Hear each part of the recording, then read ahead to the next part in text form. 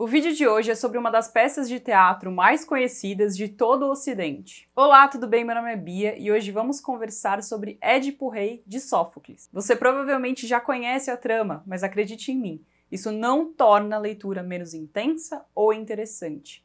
É assim com toda boa obra. O mito no qual o poeta se inspirou, o dos Labdácidas, descendentes do rei Lábdaco, já era conhecido entre os gregos. Aliás, os problemas enfrentados por Édipo também aparecem em peças de outros poetas consagrados, como Ésquilo e Eurípides. O Sófocles trabalhou esse mito em 3 obras diferentes: Édipo Rei, Édipo em Colono e Antígona. Apesar de ser chamada de a trilogia tebana, as peças não necessariamente seguem um formato sequencial. E, além disso, houve um grande intervalo entre a composição de uma e o lançamento da outra, foi bem espaçado. Ainda assim, vale a leitura dessa maneira. No vídeo de hoje, falamos apenas sobre a primeira delas, Édipo Rei. Então, se vocês quiserem entender por que Sófocles quase sempre ganhava as competições teatrais das quais participava, fiquem até o fim do vídeo.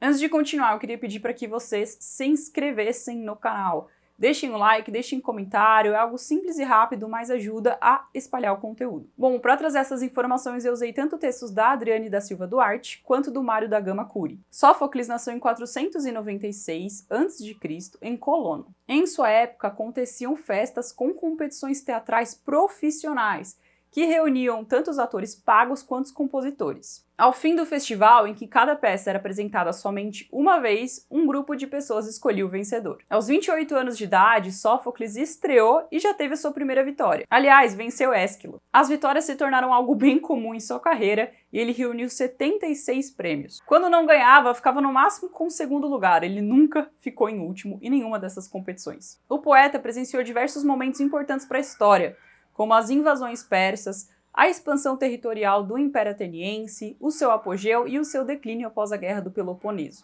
Ele também teve uma vida política bem agitada, chegou a ser tesoureiro-geral de Atenas e foi eleito 2 vezes como comandante do exército. Sófocles morreu com 90 anos em 406 a.C., um pouco depois da morte de Eurípides, na mesma cidade onde tinha nascido, Colono.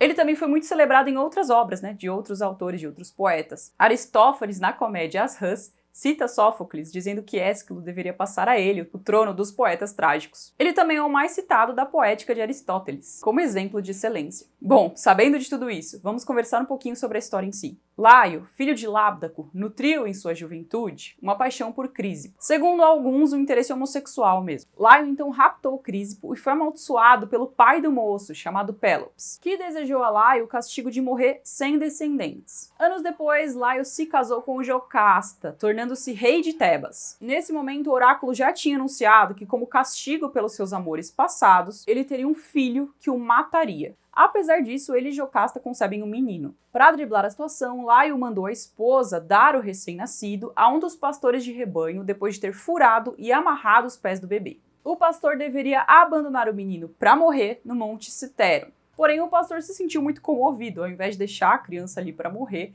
ele deu o menino a um outro pastor de rebanhos, um colega que trabalhava para o rei de Corinto. A ideia era que o bebê fosse levado para longe, onde pudesse crescer em paz. Esse segundo pastor, então, levou o menino a Pólibo, que não tinha filhos. Ele e sua esposa criaram Édipo. Quando já estava moço, Édipo se envolveu numa briga com um homem embriagado, e esse homem disse que ele não passava de um filho adotivo. Intrigado, foi ao oráculo de Delfos fazer perguntas ali, sobre a sua origem.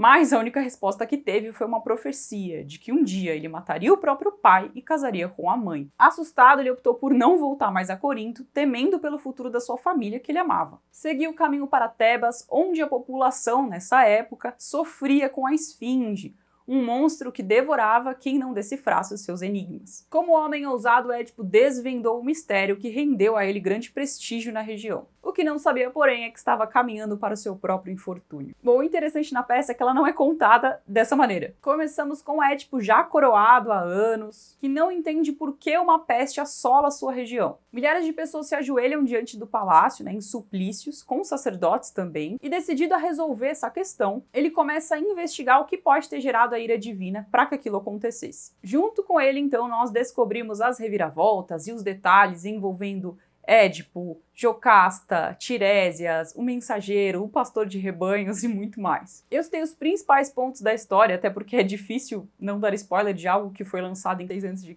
mas eu deixei bastante coisa de fora. Tem coisas que, enfim, se você não leu ainda, só verá na obra. Tudo isso mesmo para estimular a sua curiosidade. Além disso, é óbvio que o interesse na peça está muito além de saber ou não o que vai acontecer, e sim apreciar como as coisas acontecem. É uma leitura muito instigante, como eu disse, ainda que você já tenha ouvido dessa história na escola, ainda que você já tenha lido em algum momento da vida, vale a pena ler de novo, ou pela primeira vez também. De todas as peças que eu li no ano passado, continua sendo a minha preferida. É claro que eu ainda tenho um caminho bem longo a seguir, então talvez isso mude no futuro. Curiosamente, C.S. Lewis cita essa história como um exemplo de coexistência, né, entre o destino e a livre-agência. Aristóteles também afirma que o erro de Édipo, na verdade, né, foi um erro voluntário, porque ele não sabia do que ele estava fazendo no momento, né?